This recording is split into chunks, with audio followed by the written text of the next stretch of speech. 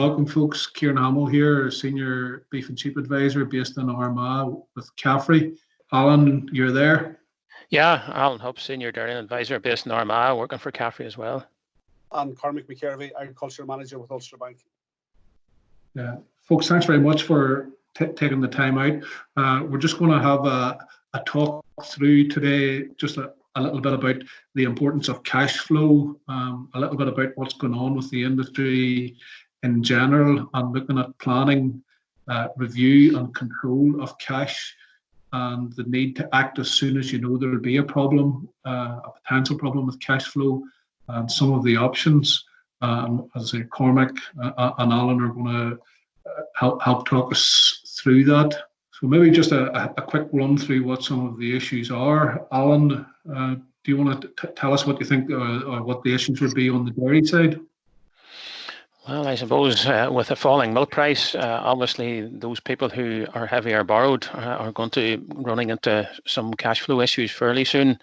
Obviously, there's a range out there from those who have no borrowings to those who are more heavily borrowed. And again, it's a matter of looking at individual circumstances just to see what the issues are going to be over the coming months as milk price falls for those people. Yeah. Certainly on the beef, on the sheep side, sheep at the minute, the price, although it's quite a bit less than it was last year and the year before, it's still even a small margin, and as long as the markets open up, there shouldn't be a major issue just in the short term for the sheep sector. Beef sector prices are well back, maybe up to 20 pence back across steers, heifers and bulls from where it was last year, causing a major cash flow issue on some farms for sure. Maybe getting cattle out and hopefully coming into a slightly lower cost time of the year will help a little bit on that side. Cormac, in general, from the bank's perspective, what do you see going on at the minute? Yeah, I suppose somewhere on the same lines, Ciaran. I suppose most sectors came into this COVID-19 and the outfall of it, maybe not necessarily in great shape anyway. Margins weren't particularly good across the board. Dairy farm in particular, margins have squeezed probably over the last 12 months. And as you said, we're already into a falling price. The general feeling is it is going to fall further at least over the next number of months. So the margin isn't there. And as Alan says, some farmers are more exposed than others. And whether that's borrowing or paid labour or a lot of Connacher or HP, but certainly there are substantial bills out there that have to be met and paid, and that's very hard to do on a falling milk price. Beef agreed too, and maybe prices leveled out, but albeit at a very poor price. And certainly there's no return there for beef finishers in it. And sheep today, yeah, okay, fine, but equally we're not near peak seasonality or peak kill yet, so that could change. You have other sectors listed there, Ciaran, and in fairness, generally speaking, pigs and poultry, the intensive sectors, there are virtually no issues there. They have come through very much unscathed so far. Yeah, that sounds good. So if we're looking at there potentially being a cash flow option, certainly in the short term on dairy and beef farms, and we're just looking at what some of the options are on that side, I'm thinking one of those options would be to sell more. Alan, do you think selling, or what options are there on the dairy farm to sell more stock or to sell more? Yeah, I suppose the whole economics change as milk price to concentrate price ratio falls.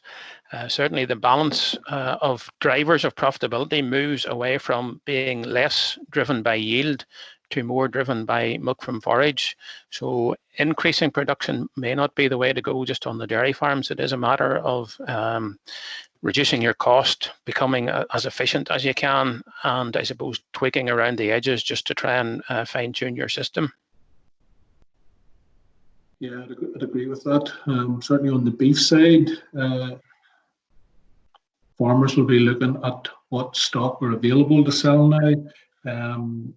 there has been an issue with the markets being closed, but with that, the markets opening up again this week, and by all reports, prices for store cattle holding up better than expected, certainly better than could be expected by the finished beef price. Farmers will have the option to get back out and sell some of those store animals and trade for cull cows and cull bulls. Again, market reports suggesting that the prices might hold for them. What about, is there any real option to sell other things on the farm, Alan, do you think? Well, certainly on the dairy side, it's a matter of looking at those cows at the low end of production where they're possibly not in calf, down into yields, sort of into the mid-teens. Those animals starting to become uneconomic, and certainly when margins are tight, it's not a time for carrying passengers, and it could be a time to offload extra cull cows in some cases. I suppose then the other option is, if you're not going to be able to sell more, can you spend less money? And looking at the options there, certainly on the beef side, we're saying at this stage, get animals out to grass and try to grow grass as efficiently and grow as much grass as possible. So we're looking at reducing inputs. Alan, are you thinking something similar? Yeah, I suppose it's looking at some of that discretionary spending that farmers have, and maybe trying to pull back on some of that. Certainly on the dairy side, there's a big range in systems out there now, from fully housed to those which will graze. I suppose it's a matter of, for those guys that are fully housed, is working their silage a little bit harder, maybe reducing lead feeding at the start of lactation. Again, looking at those tail end lactation cows, should they be dried off. And even the option of grazing some cows, even on those normally fully housed farms. Now, we're not saying grazing is any magic bullet to some of them, but certainly if it's well managed and stocking rate is correct, and cows going into the right cover, it certainly can reduce costs, and it is an option for sort of those sub 30 litre back and calf type cows on those higher yielding systems. An option to graze them perhaps this year just to reduce costs. Is feeding less meal an option on some of those farms, Alan? As I say, I think it's tweaking around the edges on the actual system. As I say, trying to work certainly the tail end of lactation cows harder, and possibly trying to push a bit more maintenance out of the silage, so that you're not dependent just as much on concentrate. But again, it will be very much looking at that from a nutritional point of view, from farm to farm, because every farm will be different. On the beef side, you'll be looking at getting cattle out to grass at this time of the year, fresh grass. You'll be thinking that you wouldn't be feeding meal at all at this time of the year to beef cattle. Cormac, would you agree? Yeah, and I suppose at least it's one thing, Ciaran, on the beef side of thing versus the dairy, it probably is easier to turn the tap off a bit. You know, we talk about reducing meal feeding and dairy cows. If that's going to anyway impact on fertility and things, it can be quite difficult. For dry stock, it's a bit easier. It might delay cash flow, it might reduce cash flow in that you're not turning your cattle as quickly. But equally, if they're not making money, it probably is right to take the pedal off and try and get more out of the grass. And maybe as they're killed later on in the year, we know from the census there's going to be fewer cattle available for kill. And hopefully, as the restrictions start lifting and the food service reopened again, hopefully the price of beef will start to improve. So maybe holding off and holding back might actually make some sense. Yeah, certainly it makes a little bit of sense if you're talking about grass diet costing for an average 500 kilo animal, maybe 50 to 60 pence a day. And that animal growing at a kilo a day, which might be worth certainly 180 to £2.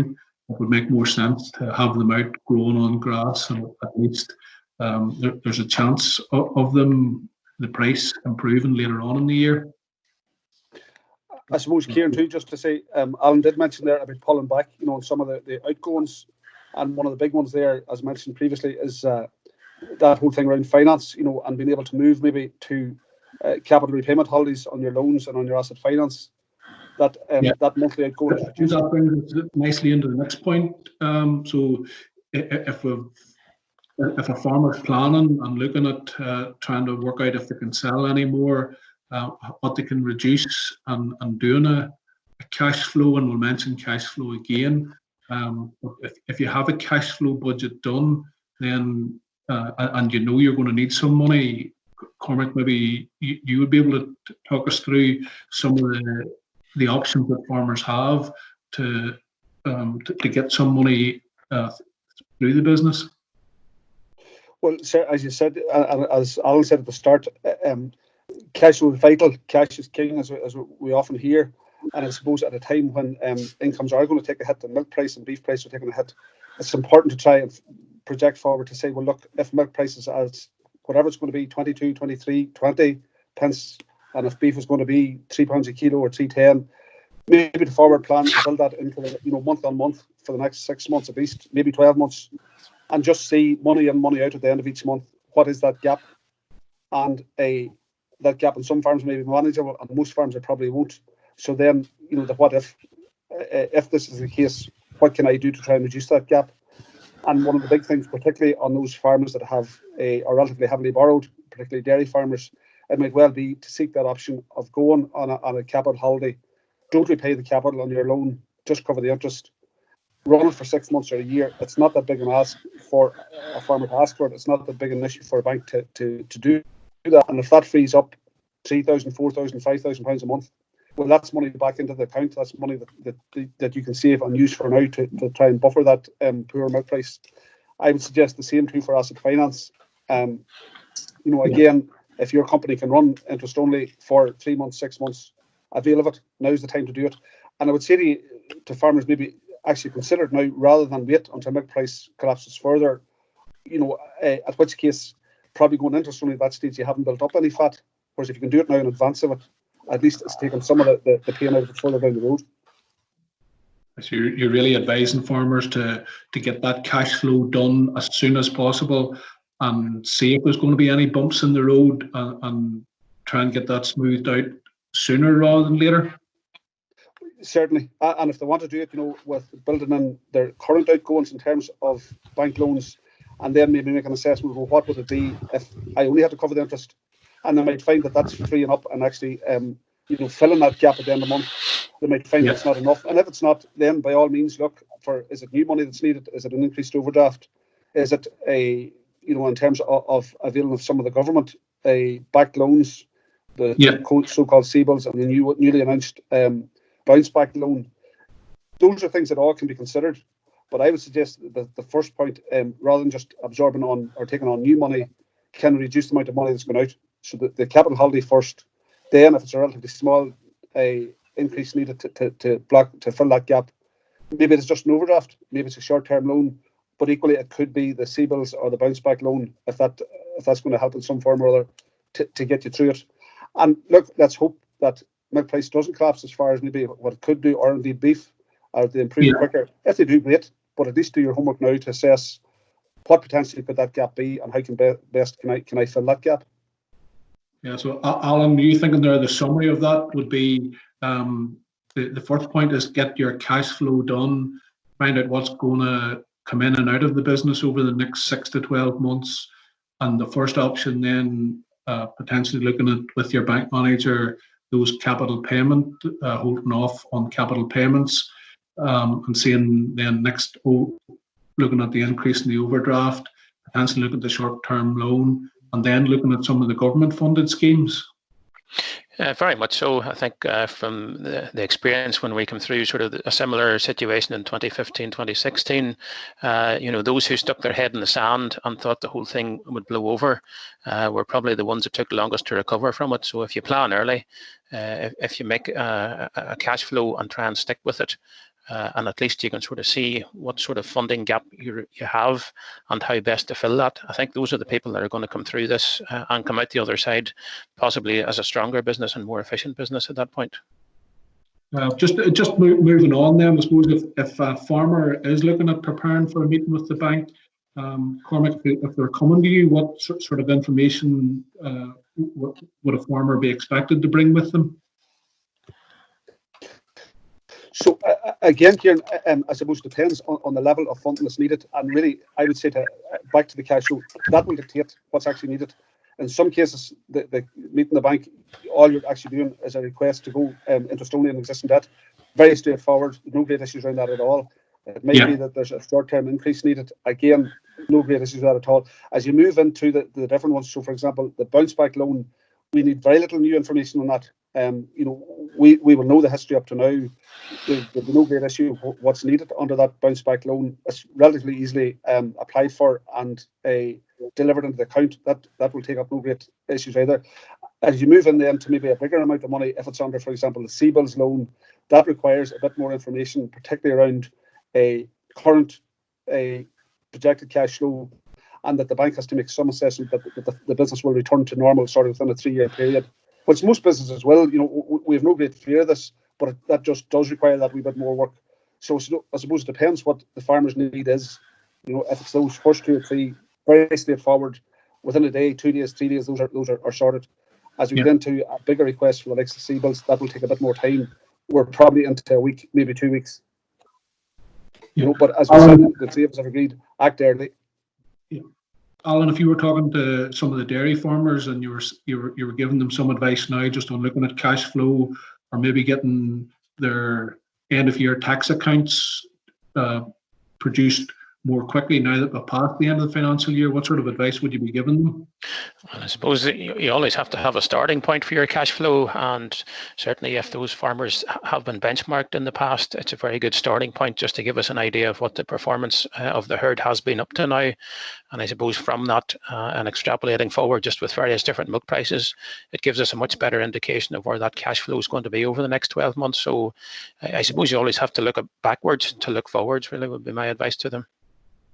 And if a farmer was looking for a template for that, Alan, the template for that is available on the CAFRE website for a fairly comprehensive cash flow. Yeah, there's many different things there on the online services on the CAFRE website, which would certainly help farmers to prepare some of that information for their own farms and look at their own individual situations there. Yeah, and any of the farmers in the business development groups. And I suppose, Ciaran, just on that, and Alan mentioned previously the 15-16 year when milk prices were very poor, the cash preferred then, we're not looking down to every shilling and pence or that level of detail. Just keep to the main ones. Just keep to the big. In terms of the input side, the feed costs, veterinary costs, chronic or loan repayments if they're there, whatever else, those big ones, and the outgoings, the income then in terms of milk check, cattle sales. But we don't need, the last detail of it. This is not, it doesn't have to be exhaustive. Just farmers keep common sense with it. It doesn't have to be one piece. Yeah, but it does need to include all of the big items and everything that would have to include for most farms some drawings to go to the maintenance of the family. Of course it does, without a doubt, yeah. So the likes of that should be included. Yeah. So in terms of looking for help for businesses now, Alan, what sort of things would you be advising farmers to look at? Well, certainly there are plenty of people out there to help them, professionals that maybe are working with their businesses as it stands, be that their vet, be that their accountant, be that their bank manager, or their CAFRE development advisor. I think there's a team of people around them which certainly can help them and feed into various different aspects of that cash flow just to make sure that they've got it done properly. So I suppose the message is you're not on your own. There's always people there to help you in your business. Yeah. And equally, Ciaran, just to add, try not to cut back on things that maybe at first point some farmers take an knee-jerk reaction and say, well, look, I'll do without that. But the likes of, the nutritionist, vital, make sure your insurance is still up to date. Don't be trying to cut back. Vaccine, those are important long-term things that are needed. Whatever, but trying to cut back on some expenses, there are certain things that really just shouldn't be contemplated. They're core to the business and need to remain there. Yeah, I think the experience from that 15-16 downturn as well. Those who had the knee-jerk reaction pulled feed levels back a long way. Certainly, those are the ones that were slowest to come out of that again, and it took them maybe 2 years to get yields recovered back on their farms again. And I suppose you always have to remember what's this going to be like on the other side, because you are trying to maintain a herd of cows, obviously, that are milking and or in calf by the time you get out of this particular situation. I think that takes us through to the summary of what we were talking about, and just looking at the key priorities. And I suppose Cormac, the very first one of those priorities right now is about cost control. Yeah, so just repeat myself, but just back to that cash flow and the importance of it, because all it does, is set down on a page, how big is this gap going to be? And you can change it from, you can put in your milk price at 20, 21, 22, 19, whatever pence you feel it's for you. You can do it for 3 months, 6 months, a year. Once you have the main headings into it, it's not actually that hard to play about with, and as things change,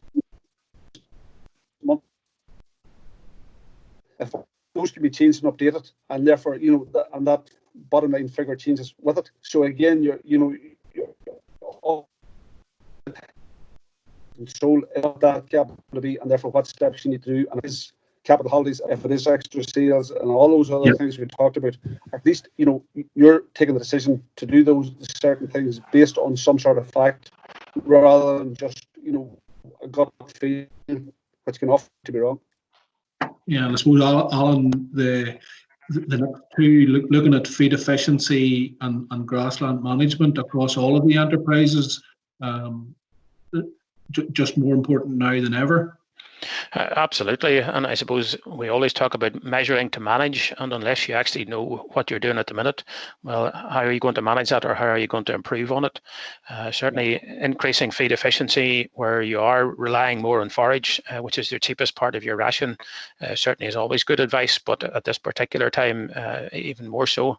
And I suppose it is a matter of looking at grassland management, whether that's for grazing or cutting. High quality forage will always pay going into certainly the dairy herd, and certainly at the minute you're looking for high quality forage and making best use of it in the herd that you have, and it's probably tweaking around the edges more than major changes to your system, but certainly looking at what you're doing and seeing how that can be improved. Yeah, and I suppose all farmers looking now, the silage that you're going to make within the next month or 6 weeks will be the best quality silage for feeding any type of stock next year, next winter. And if this crisis is going to last for 6 to 12 months, then certainly going into next winter with the highest quality silage is one of the best buffers you'll have for low cost or low output prices. Yeah, high quality silage into your most productive stock, is the old adage, and certainly that's the one we would always be looking to do. First cut into your highest yielding group, and certainly that's the one that's going to pay most for next winter. I think Cormac has already mentioned it, and the last point is really to focus on the fertility now coming through, certainly from the beef and the suckler side, making sure that those calved cows have access to excellent quality grazing and don't cut costs on the things that such as fertility and grassland management that are going to be the basis of your output in the longer term. You'd agree with that, Alan? Yeah, I would say that whole fertility thing, don't look on it as a cost, rather look on it as an investment. And again, if you spend £1 and get 2 back, well, it's always still pays to spend that £1 even in bad times. So fertility is one of those ones that you just can't afford to take your eye off the ball on the dairy side.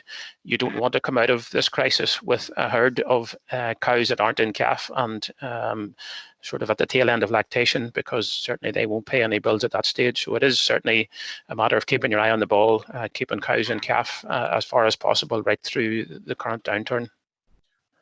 Alan, Cormac, thanks very much.